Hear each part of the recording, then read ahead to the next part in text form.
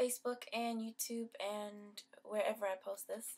I'm going to try something a little different today. I'm reading this, well, first of all, I just got home from watching Eat, Pray, Love, and I have a new theory that I'm testing out. I want to watch the movies first and then read the book, because most of the time, correct me if I'm wrong, but for me I'm correct. Most of the time when you read the book first and then you watch the movie, you get disappointed because you have certain expectations. The characters aren't portrayed as what you imagine them to be. Things are left out. You just can't fit it all in a movie. So, well, anyway, that's my theory. And so I watched Eat, Pray, Love, and I liked it. I won't say that I loved it. I may have to watch it again to decide if I really love it. And I want to read the book soon. But I just got home, and it's a really nice night out. And I was looking out the window, and I thought about this book on the way home that I have from the library.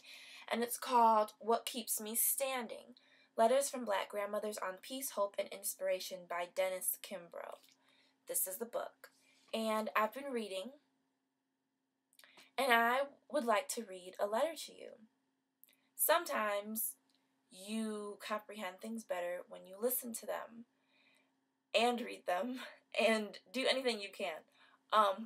But I like to read, and I felt that I should share this letter with you, and the best way to do that is to read it.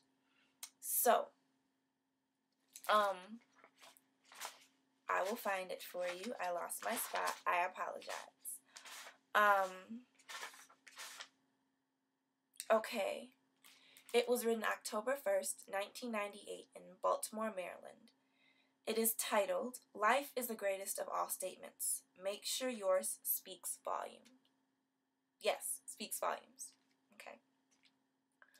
You've known me, faults and all, for the better part of 30 years. More than anyone else, you know there are many questions regarding life that I alone cannot answer. I'm the first to admit I'm not the extraordinarily gifted in any single area. It's true, I did graduate from college during a time when so few dared to look beyond high school. For that accomplishment, I am most grateful and proud. But each time I gaze at my diploma, I realize that I am still a student, still learning every day how to be human. And yes, I am equally proud to proclaim that your grandfather and I have been united in wedded bliss for 54 years. I've tried my best to live out my marriage vows. I've tried to be more than a good wife, seeking also to be my mate's best friend. In spite of my 70 years and these accomplishments, I suppose the only subject I can discuss with any amount of certainty would be living itself. So here's the bottom line. Get a life. Not just any life, but a good life, a blessed life, a life built with laughter and warmth, two powerful qualities. You are the only person on earth capable of living it. Life is glorious, and no one has any business taking it for granted. Get a life that keeps the faith and prays daily, a life that asks not for material possessions, but for guidance, knowledge, and wisdom. A life overflowing with self-control, self-respect, and confidence. Trust me on this one. You can do all things. Get a life not based upon money, but on how much you can give. A life filled with compassion and generosity, which you can share freely. A life that is synonymous with justice, one that will lead marches and right the wrongs of everyday people. All of us want to do well, but if we do not do good, then doing well will never be enough. Get a life that lives by my grandfather's words. If you got a lazy bone in your body, cut it out. It's so easy to waste our time, our days, our hours, and minutes. Take my word for it. The clock is ticking. Waste not another moment. It's a mistake to depend on others. So hold up your end of the bargain and get to work no matter how tedious the task. Get a life that is fearless, one that will not be burdened by risk or failure, no matter how huge, regardless of how many. A life that will never condemn. One that can ask for forgiveness and grant it just the same. A life that knows the value of silence in the face of others' missteps. One that is capable of passing life's toughest test, patience. It's a simple virtue that I practice every day, praying that you will begin to pull your life together and overcome your addiction.